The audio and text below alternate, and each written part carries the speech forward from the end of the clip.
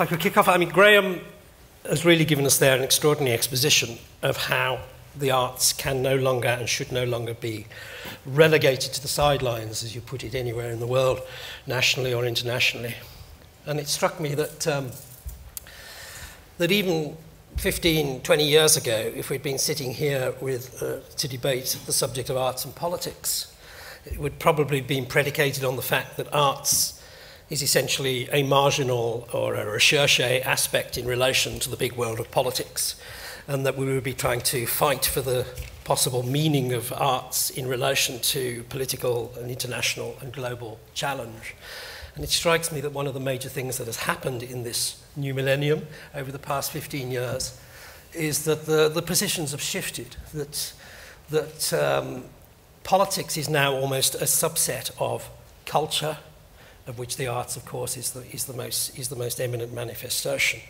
Really, since that tragic and iconic date of 9/11, we realized that so many of the issues in the world, so many of the geopolitical tensions in the world, so many of the crises of the world are actually culturally caused. They are about who is included, who is excluded, who belongs, who is the other, questions of religion, question of what do we value, what don't we value, questions above all of identity, questions of homelands, who belongs culturally in my home and who doesn't. So if culture is, has become increasingly the deep waves under the surface froth of politics, and if culture is is causing critical issues, then presumably culture and its manifestation in the arts maybe should be part of the ways to seek solution. Antonio, if I could start with you. I mean, clearly working with PEN, right. You are working at the interface of arts, and particularly literature, and politics all the time. Presumably, PEN's primary concern is freedom of expression and the capacity for arts to navigate what they believe is happening politically in the world without constraint. I wonder in that respect if you'd like to reflect on Graham's talk and what he would say. Sure. I mean, I think that the thing that struck me is that, I mean, just a little bit of background on PEN is PEN was founded in 1921 as a direct response to World War I. And it was founded as supposedly as a union or a united nation of letters. And the whole idea was that art and literature and the artists could go beyond the boundaries of nation states, of political ideas, to kind of ferment change and cultural understanding through art and literature. And it's grown over the last 90 years to become something that's much more, I think, valuable and prominent than that. And right now, what PEN does is we advocate on behalf of writers around the world defending free expression, but we also celebrate and promote literature, the free and open exchange of ideas. And I think at the core of PEN's mission is the defense of free expression. And when I say the defense of free expression, I don't mean the right for one writer to write something and to say what they want to say, whether or not it's objectionable. I mean, for a writer or a playwright to write something, to create a piece of art, for it to be experienced by other people. So it's not just the act of creation, it's the act of experiencing art as a mutual exchange of ideas and the free and open exchange of ideas. And so, what Graham was talking about, what the British Council does, and especially working for a nonprofit in the United States, where we don't have a British Council, it completely baffles me that we don't have something of that equivalency. And I know, looking back at what PEN has done and what nonprofits have done and human rights advocacy groups have done in the past, at one point they were funded by, or supposedly funded by, the CIA in the 1950s and 60s, which was somewhat disastrous. I know the Paris Review was funded by the CIA. PEN received some funding by the CIA unintentionally through another shell corporation. But it's one of those things where if we're actually going to exercise soft power, we should at least make sure that the boundaries between what we're doing and government funding is there, so that it's not considered to be a political, a direct political arm of the government.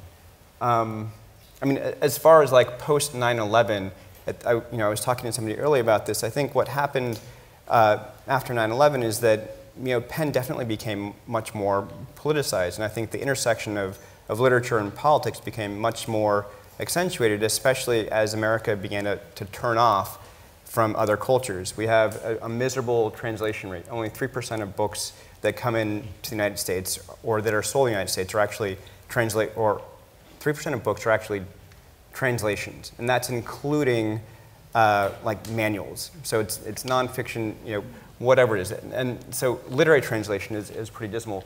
But our response was to try and facilitate the exchange of ideas. And so we founded the Penn World Voices Festival in 2004 with Salman Rushdie at the helm. We started a couple of programs looking at how we could break down barriers of cultural exchange and politics around the world. And it's, a lot has happened since then. I don't know if that's really answered the question, but I feel like there's still a lot more to be done. And I think, the Charlie Hebdo, and I'm sure we'll touch on this later, I think that we've reached a new kind of zenith where we're looking at the responsibility of artists and the role that art plays in politics. And I think it's not so much free expression anymore, it's the different levels of free expression, the different levels of privilege and framing that go along with free expression. Somebody, from a certain socioeconomic background who's white and privileged does not share the same, standpoint and position of privilege for free expression as an immigrant of Islamic background. And I think that's something that's very valuable that needs to be addressed. And I think will probably come to the forefront, in this conversation, but also as we, in American politics as we move forward. Thanks, Antonio. I'm sure we'll come back to some of those points, but I'd like to bring Afa in and to share with us some of your journey with the Extraordinary Sphinx Foundation and competition. Clearly, I assume your take on arts and politics comes from the position of having to try to achieve some kind of social change, recognize the needs of those who are politically and socially dispossessed in their capacity to express their creativity in the arts and so on. You probably see the kind of things being spoken about here very much from the point of view of an urban social diversity and demography in the United States. What's your experience that you would like to bring to this? Sure. And hearing some of Graham's brilliant presentation too, it made me recognize very much the hybrid type of an approach and outlook I have on a lot of these issues. I come from, I was a child raised during the Soviet era in a small country of Azerbaijan, just north of Iran, one of the 15 Soviet socialist republics. So in my own experience, the arts being as strictly and deliberately censored as they were as I was growing up, and then coming into this country and seeing the arts and culture as very much a vehicle for expression, and where that's almost taken for granted, and where the arts can be such a powerful force and have such a reciprocal relationship with the people that the arts are intended to serve. And then ironically, I end up finding my path from being a classically trained violinist into the very intersection of arts and social justice that I find with the Sphinx Organization. So it's a remarkable kind of an opportunity to view the arts in such a morphing form, but then also recognizing that really the arts play the same role. It's just a matter of how much they're empowered to make a difference, to change, to empower, to engage. And through my work with the Sphinx Organization, I really view Sphinx as very much a social change, social justice type of an organization where the arts are merely, and I don't mean that in a disparaging way, but really the arts are a vehicle for change. And at least that is the very passion and my attraction to Sphinx, and it was from its beginning, in that Sphinx was conceived to give voice to those who don't have one, where the voices are either not present or muted. And my direct work with Sphinx has very much touched on that in a very integral way, in that we live in a country where the arts are at such an incredibly sophisticated level, where there's such a plethora of offerings, and yet we have such a divide between the arts and the society that the arts very much hope to represent and serve. And that, for me, that deals with inclusion, that very issue of inclusion that Graham was raising. In our 800-some symphony orchestras in the country, we have two of our largest minority groups in the country, Blacks and Latinos, represented at approximately 4% combined. And the numbers are very, very similar in music schools and conservatories. So in other words, there's a really long way to travel in terms of our society level of recognition of what the arts are. They are a vehicle for expression, they are a vehicle for empowerment, they are also a very direct educational mechanism, and yet we have such a dramatic underrepresentation. So a lot of the work that I do now very much daily deals with everyone from young people in elementary schools who just have absolutely nothing by way of the arts, where we are in elementary schools and public schools where we're having to infuse things both during and after school, to concert halls that struggle with the issue of inclusion and interest and engagement and diversity, where we're trying to bring in onto stage kind of the very best of the best, so that those who are in the audience can see themselves really being involved, see themselves as stakeholders. So it's very much a multifaceted process, and even though the arts from the nonprofit outlook are encouraged and almost mandated to separate ourselves from politics, it is in fact inseparable, in that there is that charge both on a domestic and a global level. And for us, our artists do this work domestically on a national level, and then when we go abroad, very much the charge is to reach out to and collaborate with communities that are most at risk of being radicalized. So it's a fascinating journey. I don't know that that answers fully your question, but it's something that I'm still exploring and trying to fully maximize through the prism of my work at Sphinx. Interesting. And of course the work of Sphinx is primarily in the art form of music. Penn is particularly concerned with literature. Mm-hmm. And Graham, you particularly felt that theatre is an intuitively natural form to deal with politics and polemic and so on. I'm just wondering whether maybe you'd like to go on this, Antonia, whether we were sort of debating beforehand whether all significant and great art doesn't automatically have a political dimension to it. In some respect, any work of art is exploring where power and authority lies and moves and changes and so on. But are there some art forms which are always at the nexus of politics and polemic in a more obvious way than others? And the very fact that Penn exists would seem to suggest that literature is constantly, because it uses the same medium as the politicians, is always up against it. It's an interesting question. When I think about the work that Penn does, I do feel that literature and written narrative and just oral tradition is very much a political act. And I think, what I think about what Penn does, and it goes back to this definition of why we define free expression is the fundamental building block upon which all other rights are based. So without the ability to comment on, to criticize, to discuss freely, you can't really have a civil society. You can't establish rules and regulations where you can have a participatory government, where you can have art and culture, where you can actually move things forward. And I think narrative plays a huge role in that. When I think about the countries right now where we have the most writers in prison, we have 41 writers in prison on whose behalf we're advocating for in China. One of them is Nobel Peace Laureate Liu Xiaobo. When I think about the things that those writers have written, Liu Xiaobo wrote, he was charged for 11 years, he's sentenced to 11 years in prison for writing 7 sentences. Those 7 sentences were contained in Charter 08, which was basically just a manifesto declaring that Chinese citizens should be able to exercise the rights that are already implicit in their constitution, among those free expression. We had another writer, Zhao King, who wrote on one of the stories that he broke early on in the early 2000s was the baby formula poisoning. He wrote about that. He also wrote about toxic practices in food production. And he was taken into a bar bathroom by undercover Chinese police and beaten to within a hair of his life, and then basically had to escape China after being targeted and arrested and broken down essentially to the point where he had to leave. And so when I think about the power that words can have, especially written words, and whether or not it's literature or journalism or poetry. Liu Xiaobo is a poet. It is threatening, and I think it does threaten power structures to be able to put down in words, and especially in a digital age, when you think about how quickly information and stories can travel.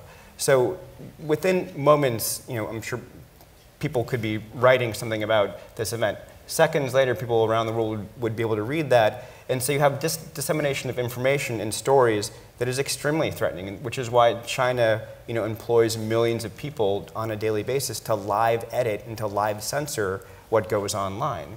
So, I don't know if that really got at, literature being powerful, but, some of the most, I'm sorry to back up again and then I'll stop talking, but, when we were most active before 2011 was during the Cold War, especially with writers in the Eastern Bloc. And it was really a matter of, facilitating a sense of samizdat. They were just telling the stories, they were telling the observations of daily life behind the Iron Curtain. Yeah. And that was so threatening to the government that it was necessary to prevent them from publishing, to prevent those things from getting out to the population. And what we did as an organization at Penn is we helped facilitate getting those stories published and translated, but we also sent money to the writers just so that they could live, because they weren't able to make a living, doing the writing because they didn't fall within the government, guidelines. So I think it is powerful, and I don't know if it's as powerful as theater, but it is one of those areas that continues to be targeted in all of its iterations. And I think nowadays, especially with internet communication, anyone can be a writer. Not necessarily they'll be a literary writer, but they can put their thoughts on, they can write them up and they can transmit them to any number of people and they'll get picked up. So it is a threat. Can Afa and perhaps Graham, can music be powerful? I was wondering perhaps in a different way. In a certain way one thinks of literature and drama as having the capacity to confront, perhaps even provoke in their exploration of a political situation, whereas music is often the kind of benign door opener in difficult political situations. When the US is trying to make its first artistic attempt in Pyongyang, it's an orchestra that goes in. Probably the most famous example of Jewish Arab-Palestinian engagement is the Baron Boehm Divan Orchestra and so on, and it's very powerful. But Afa, have you experienced music having political power? Absolutely. I think music, in all its forms, really can have this poignancy and can serve anywhere on the scale from introductory awareness, educational kind of power, just really shedding light upon a critical issue that does have political bases or undertones, to really having much more open kind of power to an outward sort of form of expression, protest, and otherwise.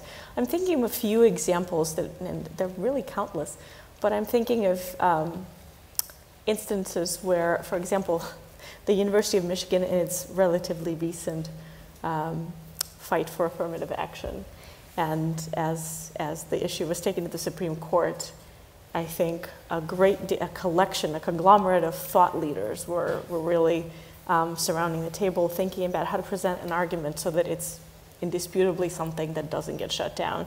And I'm reminded of this remarkable performance by Sweet Honey in Iraq, this incredible vocal group that not only is it incredibly touching and moving, but it is absolutely a form of advocacy, because it touched on the roots of kind of what affirmative action means. And even though that doesn't relate directly to Sphinx, as we are not an affirmative action organization, but I think that's an example of this most incredible kind of connection and a vehicle for expression.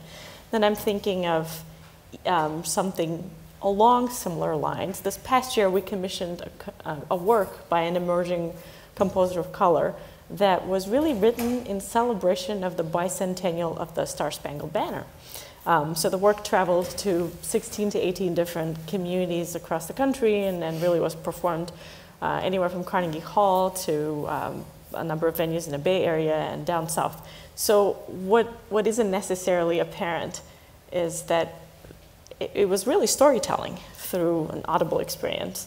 And so the work actually, it goes to the roots of what Star-Spangled Banner was and how it samples different materials from a variety of different nations that now comprise the mosaic that is the population in the States, but if one reads program notes and listens to it a number of times, you hear the Mexican national anthem getting slammed by the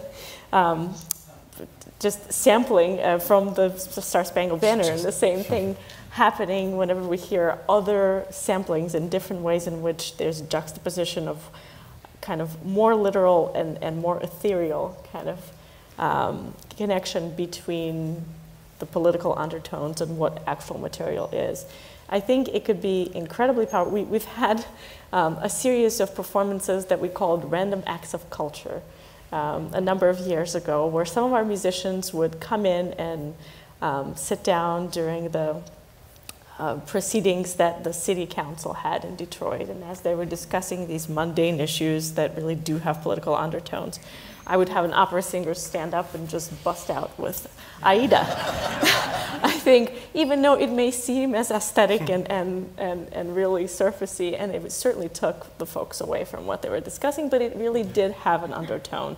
All of the singers were those of color, very much representative of what Detroit is, and it's an indirect and yet a very direct kind of engaged way of telling a story, expressing a thought through music, in this case classical music, that does deal with politics and social order in many ways. And I mean, there are really countless examples of how that can manifest. Yeah. Have you experienced that, Graham? Yeah. What? With music, around music in particular, perhaps? Yeah, I mean, it's interesting listening to Afa as I was talking. Of course, music is much more difficult. It's much more open to multiple interpretations, particularly if it doesn't have any words. And you can hide a lot in music. I mean, how did Shostakovich stay alive in the Stalinist era? Is by we still don't understand a lot of what he was saying because it was all in code. Mm-hmm. But of course, as soon as you put words to music, you have a protest movement. You have the protest songs of the 1960s. Sure. You have.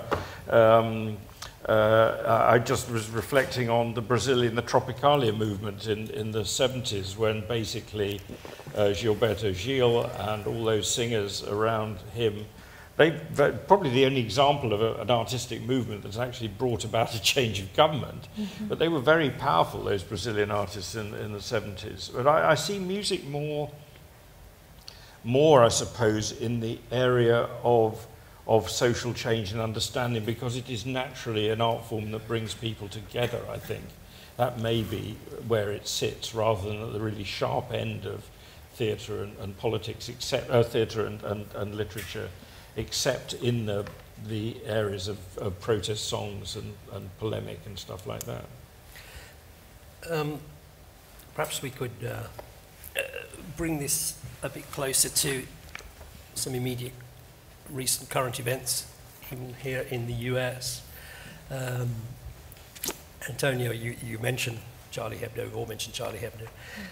And of course, Penn had a frisson of series of events recently, which strikes me as interesting because certain writers, as I'm sure you may know, objected, I think, to an award or recognition being given to Charlie Hebdo because, irrespective of the terrible tragedy that organisation experienced, they felt this was an essentially a magazine whose satire at least infringed the areas which one might describe as racist and bigoted. And it's interesting, you then get two different sets of values in conflict with each other, the set of values that completely exonerates any aspect of freedom of expression, whatever that be. And that whole set of values in which you respect the complexity and the integrity and the authenticity of people and their beliefs. And these are both powerful sets of values which, when they come into conflict, or which they come into connection, can find themselves in conflict. I was wondering if you could give us any reflection on that Charlie Hebdo experience that Penn went through recently. Yeah, I mean, I think we were all very caught off guard by the sheer, by the way it really did take off. And I think if anyone isn't familiar with the Charlie Hebdo Award, Penn gave an award it was called the Freedom of Courage Award to Charlie Hebdo at our literary gala in this spring. And there were 6 Penn members, table hosts, who dissented and decided to not be table hosted at our gala in protest to Charlie Hebdo receiving this honor. And it kind of set off a firestorm of debate about the limits of free expression, and especially things that could be considered objectionable or racist. And it really started off when Salman Rushdie had tweeted something that really kind of opened the floodgates for people to kind of go at the issue from a very, I thought, somewhat superficial stance, which was, that free expression is free expression, and it doesn't matter if it's objectionable. It can't be censored, no matter the cost, and that, and I think we all agreed, and what happened after that is that over the course of 3 weeks, 4 weeks, and I think 2 pieces came out this week. Some 300 pieces were written about the Charlie Hebdo Award, and mostly in defense of giving the award to Charlie Hebdo, strictly on the grounds that the staff of Charlie Hebdo had the courage to go back to work the next day after they were massacred, to go back and do what they thought was best, which was to kind of punch up at political and power structures through the art of satirical cartooning and through the art of satirical writing. On the flip side of that, and I think what we all came to a consensus was, at Penn and even among the writers who dissented, and that was said over and over again in all of these pieces, was that free expression is a fundamental right, and that you can't kind of backtrack from free expression, that you can't set limitations, and that violence is never an appropriate response to any sort of creative expression. What I think was disappointingly left out of the debate, and there was a lot, basically writers, and Penn really stayed on the sidelines of this. We created the platform, we let writers on both sides talk about it. We didn't feel it was our place to interject ourselves. We were given the award. We didn't move back from the stance that we would give the award, and that we felt that Charlie Hebdo should be honored really for the courage, not necessarily celebrating their work, which is what we weren't doing. We were celebrating the fact that they continued to do the work afterward, in spite of danger to themselves. What was lost in the debate, and I think what I hope to be able to bring out in future public programming, is not necessarily that Charlie Hebdo is racist. A lot of effort was put into proving that the cartoons and the editorial staff were not intentionally racist. That's, I think, not the issue for me and for many other people. And I spoke to a lot of writers of color, a lot of Arab Americans, a lot of Latino writers, African writers, because we had our World Voices Festival that week that was bringing African writers to the United States to talk about writing on the continent, was that there are different, and I mentioned this earlier, different levels of framing and positions of power that enable free expression. And what the writers and staff of Charlie Hebdo are writing from, and Salman Rushdie was commenting on, is a certain position of privilege and power that many other people don't enjoy, and that they take for granted on a daily basis, and that nobody was really considering as they were writing these op-ed pieces about Charlie Hebdo. And so the Muslim population in France, the immigration population in France, the African-American population in the United States, when you look at the media coverage of Charleston, if you look at media coverage of Baltimore, Ferguson, they're at a completely disadvantaged position of privilege. They're not able to frame the conversations, they're not able to frame the discussions, they're not able to frame the Charlie Hebdo debate. And they're really marginalized, and the conversations are being co-opted, or at least led by people of a certain socioeconomic and intellectual standpoint that excludes them, or at least marginalizes them. And I think that's something that I think is really worth talking about, especially when you talk about art, the intersection of art and politics, and what segments of the population are marginalized from that discussion, and what sections of the population don't have the free expression or the platform of free expression to really even enter the conversation. Mm-hmm. And I think we're seeing that now after Charleston, after Baltimore, after Ferguson. You mentioned, Claudia Rankine was mentioned earlier. She wrote a beautiful book, Citizen, that really gets at the heart of that identity. And it's something that people, I think, take for granted on a daily basis. And it's so ingrained in our culture and in the way that we address things in the media cycle that people don't even think about it. And maybe now we're going to start to think about it. Maybe now when there's a killing, we won't instantly look to vilify the African American victim to see what crimes they committed in the past to see if it was justified. Maybe when we look at a cartoon that's considered racist, we won't say, oh, whether or not it's racist or it's being stripped from its context, whether or not somebody actually has the platform to legitimately respond to that cartoon. And I think those are the issues that are important that hopefully will be facilitated and that we'll talk about more at Penn, and people will begin to talk about more. So, is it relevant to talk about the question of today, literally today? You mentioned the Stars and Stripes, the national anthem. Another simple, iconic, tokenistic work of visual art is a flag. Right. The Confederate flag. Should you be banning the Confederate flag, or is it a statement of legacy which has the right still to be seen?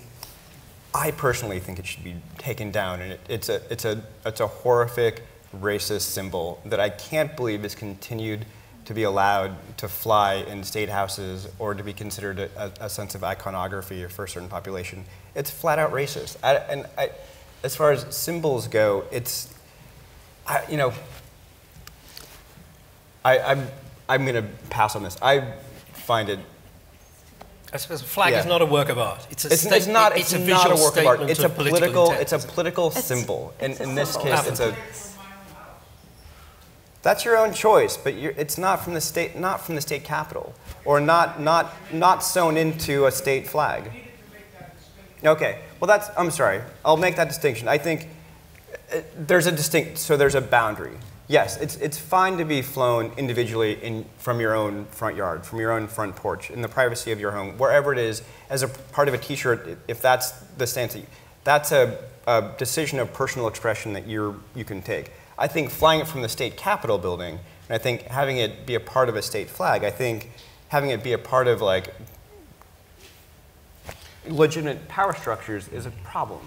And it's pretty far Can I come back to, and then Graham. No, go on. It's pretty far from art, too. I mean, right. it is and we could get into a different type of debate on the fact that it is not authentically a Confederate flag, actually. But it is also it does have a historical connotation that is symbolic with things other than celebratory, and at the very least, controversial. So a museum as an artifact, maybe, but then in any kind of, on the arena where it's a sanctioned kind of piece of memorabilia or pride, that becomes difficult. But I think we can be let off the hook in that I think it's not art. No, I just come back to what Antonio was saying about voice earlier on, because I think this is really important, and what you said at the beginning about as we engage in cultural relations and art and politics, that different societies are at different stages of development, not necessarily more advanced, but at different stages of development and understanding. And I think if we're engaging in these dialogues, we have to understand where the other side is coming from. And I think this is, I suppose, what we try to do these days. Is in the early days, it was so much a projection of what Britain was and our values. And I think that is wholly, although the mission is still the same, the whole delivery of that is on the basis of actually understanding where your partner is coming from. And I think we have to take that into account. So our work in Saudi Arabia, for example, is the art of what is allowed, what isn't allowed, and what might be possible if you played it carefully. And I think you've just got to be incredibly nimble and nifty in what you can actually do. And I think at the heart of this is, as you said, giving voice to those artists and communities that might not otherwise have it. So that's why the British Council is working with Syrian artists and with Syrian displaced refugees and with young people in Tunisia on breakdancing, because we think it actually helps us if they have a voice. And I think that's really, and not the politicians, the young people and the communities. Now, this is, in many countries, a highly political a position to take, but it's one I believe that is why we're there.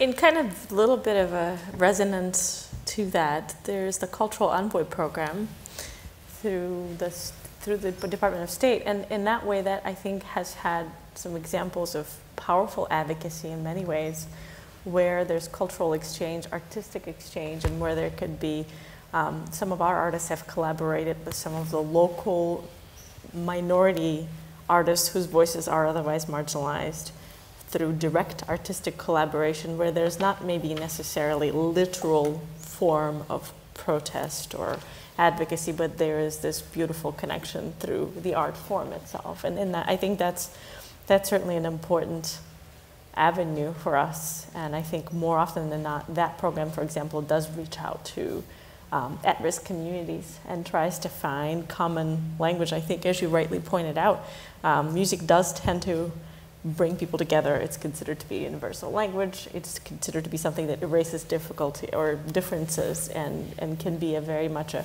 unifying force. And I think somewhere maybe in the New England area, actually, there used to be a program called Apple Hill, the chamber music program that brought together young people from countries at war, where there's collaboration, cooperation, and artistic expression in concert with one another, and it brought together Palestinian children with Israeli children, and there was just amazing art uncovered.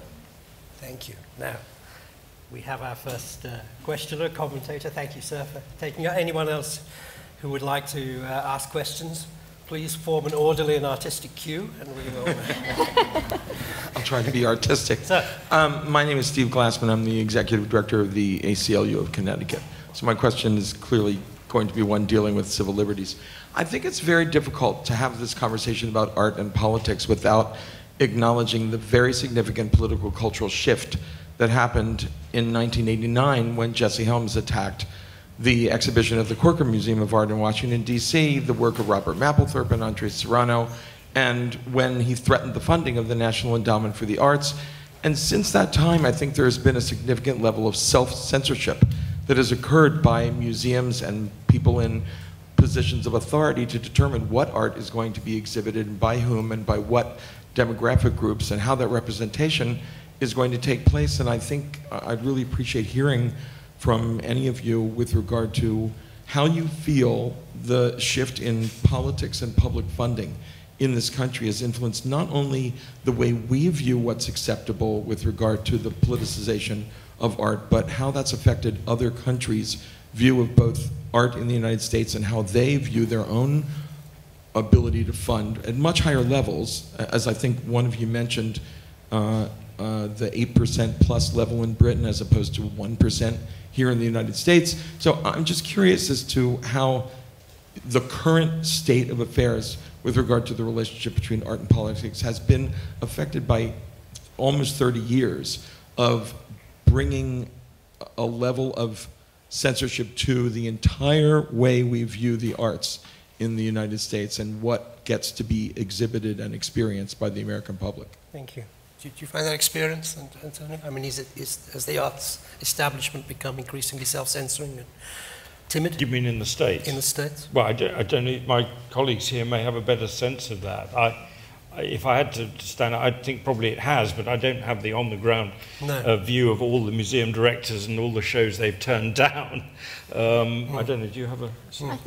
I think you're right in that there definitely has been a shift. It is that on an institutional level, I think there has been that sense of censorship only because, well, one of the things is like the National Endowment for the Arts can't fund individual artists. So like, by and large, there had to have been a shift. At the same time, I don't know that I can widely say or unequivocally say that there is then, because of the way art is funded on a governmental level, systemic level, that has then had this direct, generic kind of impact on the kind of art that is created and presented, because then there's also the great deal of private support for the arts. So I'm not sure that I can really speak to that extent throughout arts, or even for that matter, as it applies to all of the performing arts. I don't know if we can say that there's been that kind of a... What about publishers, Antonio? Are there publishers who say we don't want another Satanic Verses situation? Well, I mean, publishing is it's different, especially with writing. It's less public funding and more people don't. In an age of free content, nobody wants to pay for writing.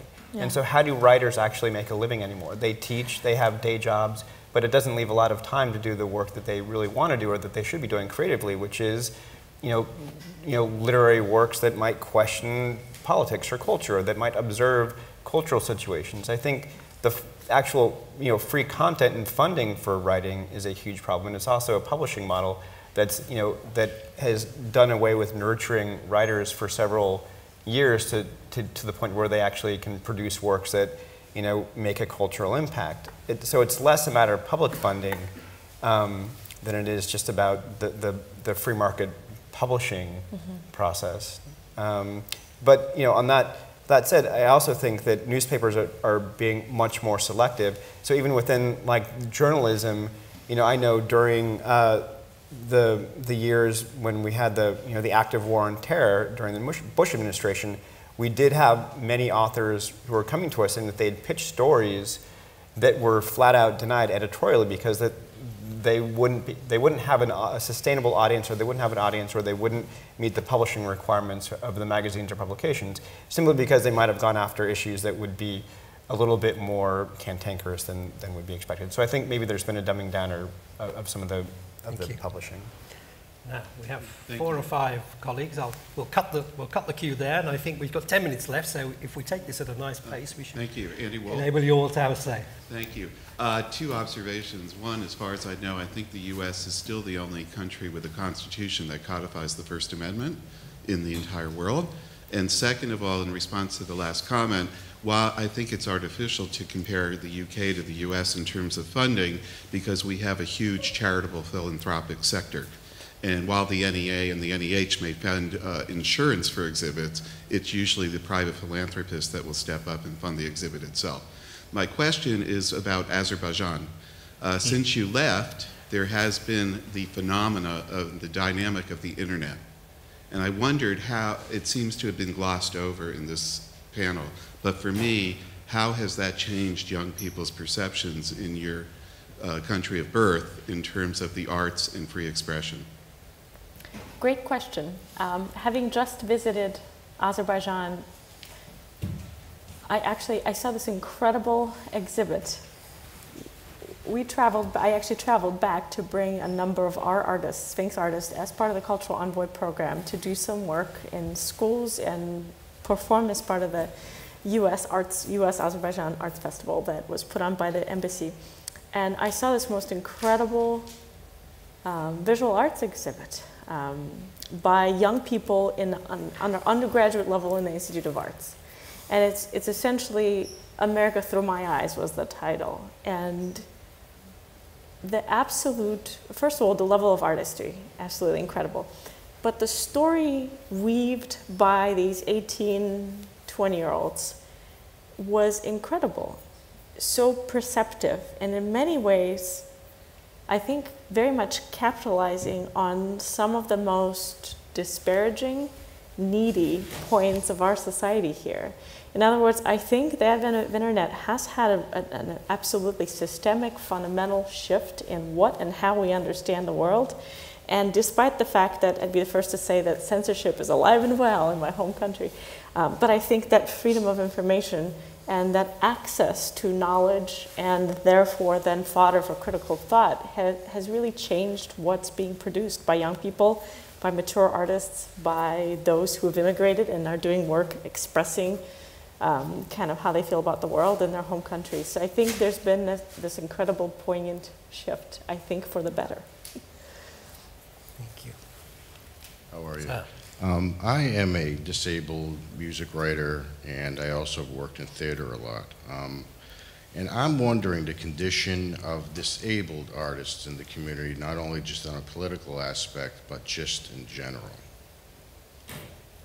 Thank you. Graham, I don't know whether you want to.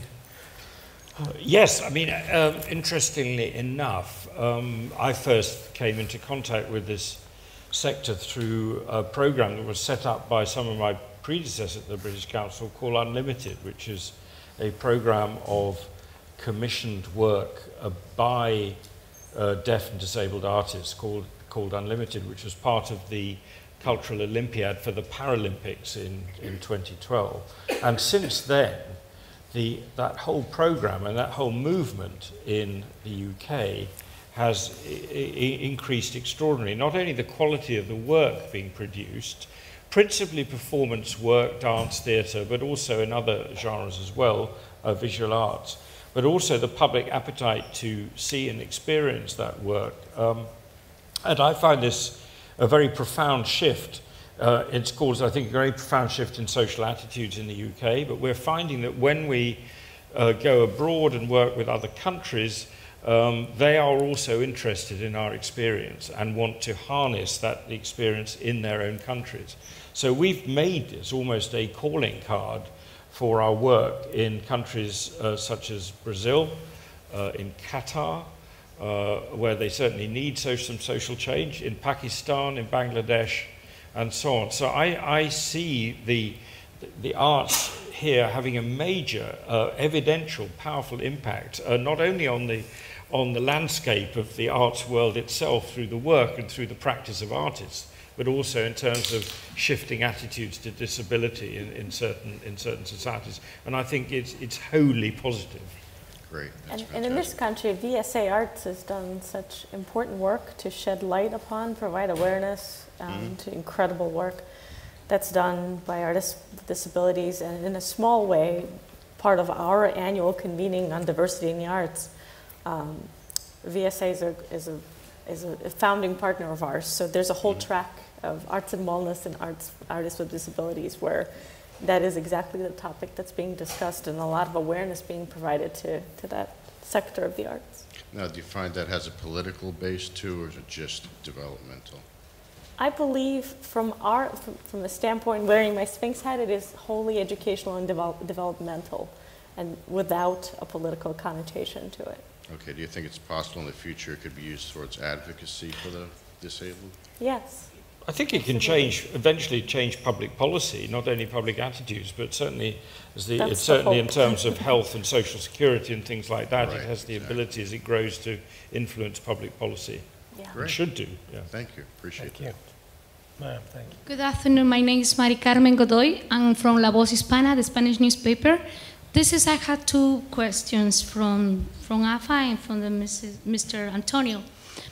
How long we had to wait for the Latino voice advocacy in our name? I saw beautiful and handsome people here, but no Latinos face, first of all. And second, I follow Sphinx Organization for many years, and sometimes I cover news in Carnegie Hall because we go in the tours with our Latino arts, but I don't know how long we had to wait for our voice strong like you made it now. I mean, it's a great question. I mean, I can't change who I am, but I can say that the organization that I work with, we're actively working on making sure that other voices, aside from white men, are being heard. And next year's festival theme will be Mexico, so we're already looking at how do we tie into not just Mexican literature, but also Chicano literature, border region literature. I mean, Juan Felipe Herrera was just named the poet laureate. He'd worked and been a pen member for many years. I mean, there are so many different areas that we could be doing more work with. It's just a matter of, working steadily on it. And that's all I can say about that, is that I wish, we can and do more, and we will do more.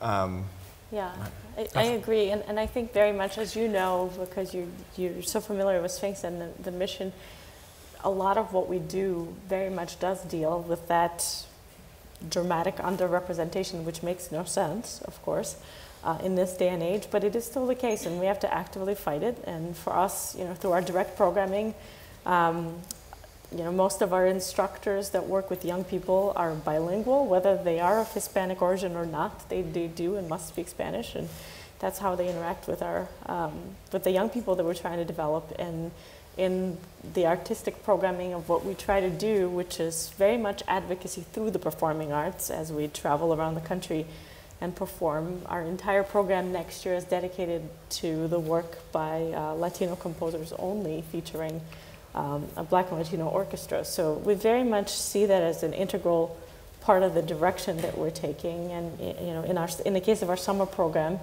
more than 40% of all of our participants are of Hispanic heritage. And we're trying to do the best that we can to celebrate that and provide awareness, but then on a field-wide, discipline-wide level, it remains a challenge. And I think what we can do is continue to draw attention to it through action. Thanks. Thank you. Sir. Antonio, I'm glad you brought up the issue of Charlie Hebdo's opponents saying, you know, or feeling like they don't have a voice, or recognizing that they don't have a platform. Right. But what do you do about that? You know. What do you do about that? You know, I think what we're doing, what we'll hopefully be doing in the coming months is, you know, trying to organize a series of, you know, salon and open panel discussions where we invite people to talk about it without removing it from the context of Charlie Hebdo, and really allowing people to talk about the issues that they wanted to talk about, which was positions of privilege, minority voices not being heard, framing, you know, how you actually, you know, get at what was at the heart of the Charlie Hebdo, which I don't think was ever properly articulated by any of the dissenters. I think they danced around it, but I don't think they even knew. And I think it's a matter of how do you bring that about. And I think it's mostly through open conversation and open dialogue. And I don't think it happens through op-ed pieces. I don't think it happens through, you know, individual pieces where people have a platform to give their own voice. I think it's, you know, happens in an open space where you can hear the other voices personally in front of you and have open discourse and dialogue. I think one of the most, you know, impressive things I saw at this year's Literary Festival was a program called In and Out of Africa. And it was, you know, a stage of 15 or 20 African continental writers and an audience of probably 150 scholars, academics, African-American poets, writers, you know, the whole gamut. And they talked about identity, and they talked about post-colonialism, and they talked about the different power structures that prohibit and inhibit creative work on the continent, and how, you know, they needed to kind of retake those. And part of it was having to do with stopping the publishing process of going to American or British publishing houses to get work, you know, if you're Kenyan, to have a piece published by an American or British publishing house and then go back to be able to sell it to somebody in Kenya. So they're starting indie presses. What I'm getting at is that the boundaries between audience and stage in that forum broke down. And you had a room of people talking about identity and talking about publishing and talking about creativity in ways that you would never be able to have in a you know, a forum like this, where you have people up on a stage, you know, and you have kind of a barrier. And that was one of the most inspiring moments that I've seen in a public forum, and I'd love to be able to do that, you know, around issues of race and Charlie Hebdo, where you actually crack it open and let people talk about it, not, you know, with a barrier between them. So. Thank you. And one final quick question. Oh, hi, Antonio. My name's Lucas. I have a question about how you mentioned art on a social and political view. Do you feel that like it's kind of going more towards like socially, like online, like hashtags on Instagram and stuff? Like a perfect example, last year when the Romeo and Juliet side of a college had an art thing on the side they painted of Romeo and Juliet with the flower and the potion bottle. I'm not sure I understand the question. Well, is it about social media and internet? And yeah, do you feel like art's going towards more social media than really museums through hashtags? Well, I really just think it's another platform. I think social media is just another space to exhibit and to present artwork. And I think there will be different levels. It's really an art form in and of itself. And so on Twitter, you have Twitter novels, you have TwitPics, now you have Twitter video, and you have entire discourses that unravel and take place in the Twitter sphere. On Facebook, you have pages and you have discourses and dialogues. So I don't think it's a matter of either or if then. I think it's a matter of having another space that actually opens up the dialogue to not have national boundaries or physical boundaries. I think it's global. And what I saw, you know, going back to Charlie Hebdo, is you know, we saw a conversation taking place on some of our tweets and some of our Facebook posts about this that were global in scope, that were, you know, writers were chiming in from, you know, Australia, Iran, I mean not Iran, Iraq. We actually had quite a Facebook following in Iraq. We did a campaign in Azerbaijan. So it's I don't think it's a matter of, you know, having it be a museum or on Twitter. I think it's a matter of how you use one for the other and kind of make it into a, you know, a public and open forum. Yeah, great. I mean, it does give, as I said in my piece, the 5 Films for Freedom, has an enormous impact on reach. In big countries like China and India, you can reach so many more people doing that than face-to-face. But it also enables, going back to what Antonio was saying, more voices to be heard. And I think, you know, I know we're in the final seconds, but you know, we're doing next year for the Shakespeare Centenary a mass participation project where people will be able to upload their favourite phrase of Shakespeare and perform their Shakespeare and put it up online. Now, I think that's brilliant. It enables so many people to be participating. All right, it's not all going to be at the scale of the Royal Shakespeare Company or the big theatre companies here, but it'll get voices heard. It'll allow people to participate. And that, I think, is really, really important these days. People just don't want to sit there and listen to 4 of us talking all day. They want to participate. Afa, is he making artists of us all? And politicians of us all. And politicians of us all, yes. Yeah. Right. Last word, Afa. Yeah, I agree completely. I think it's, you know, as a dear friend of mine, the head of Art Place America said, the choir can never be too large. So yeah, there you go. It's great. That's a nice phrase to finish on. Thank you very much.